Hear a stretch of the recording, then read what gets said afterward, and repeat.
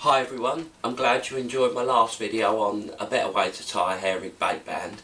I've had a few questions from you which I kind of predicted, and you found out that tying it that way is brilliant when you're using thinner lines because you need to go through the back of the hook 3 times, but when you get to use thicker lines it won't go through the back of the hook 3 times, and it's taken me many hours sat here trying to figure it out. So I'll do my best to show you how, well, the best way that I found of getting over it.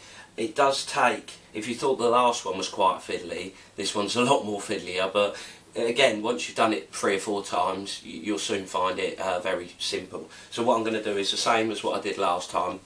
I'll tie it here, and then I'll do my best to walk round behind the camera so that I can show you up close.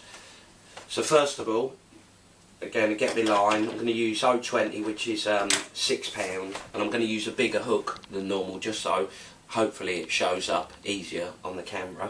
So as before, first things first, put your bait band on the line, and then this time you lie the line down the side of the hook. You don't go through the eye of the hook, so lie the line down the side of the hook and then form a loop above the eye. And now you've created that loop at the bottom, so by putting the line through the eye of the hook now, through the loop,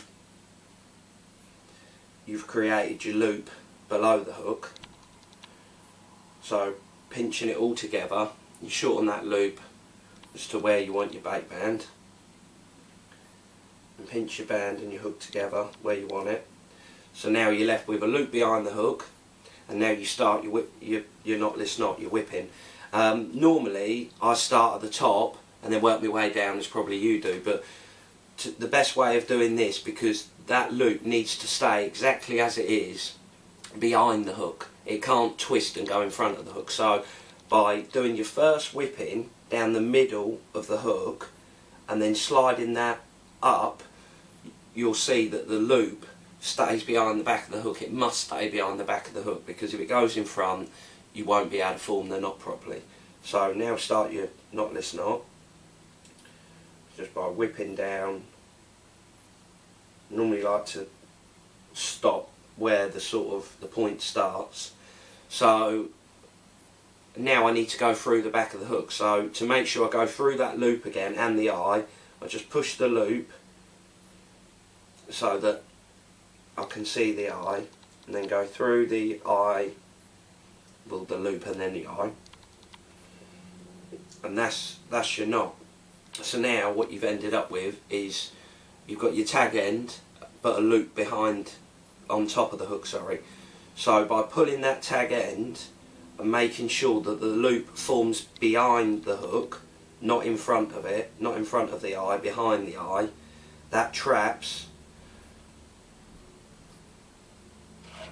that knot, and then trimming that tag end off.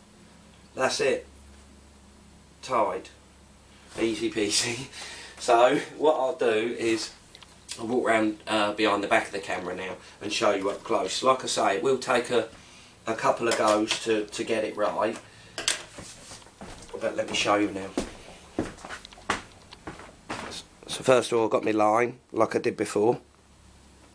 Next thing is putting the band on the hook, on the line, sorry. So my band's on the line, pull that out of the way, and then get my hook. So I always have it where the hook's like that, just so that you know if you're looking at this, practicing tying it. And then lie the line behind the hook, like so, and then create a loop behind the hook, like so, and then you go through the eye and the loop. Let me grab it to create the loop below it, like so, and then pinching the loop above, the loop below and the tag end. And now I can just again pull in the longer bit of line to get the loop, to get the band exactly where I want it.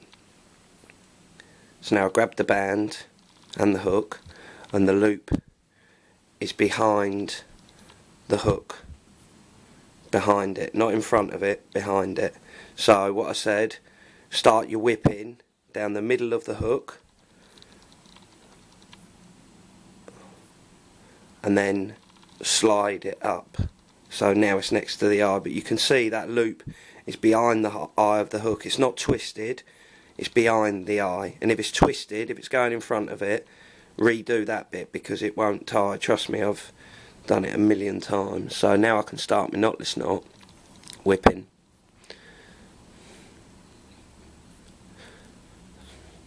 So now, to get my line through the eye, you can see with the loop that if I just get the loop and just push it like that, it's opened up the eye of the hook.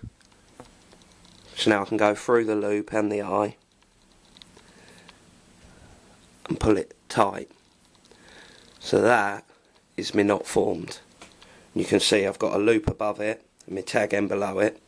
So by pulling that tag end and holding the loop to make sure the loop closes behind the eye of the hook. So if I hold it there, I can pull that tag end, you see that loop closing. See the loop? It's behind the eye of the hook.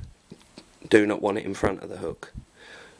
And by pulling the loop down, it forms on top of the very first one. You get a nice tidy little knot. So if I just trim that off,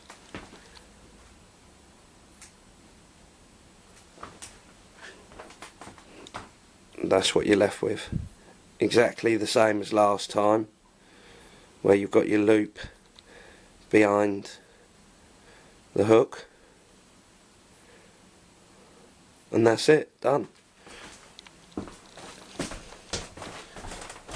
Like you probably found with the way to tie the last hook, it does take a bit of practice, and this one, to be honest, does take even more practice. But if you get any problems, you're struggling, message me on the computer like a few of you did on the last one, and if you send me your number one evening when it's good for both parties, I'll be able to talk you through it, because I find it a lot easier to talk you through it, and that way I can tell by when I'm speaking to you where you've been going wrong before, because you definitely would have done something wrong to keep getting it wrong.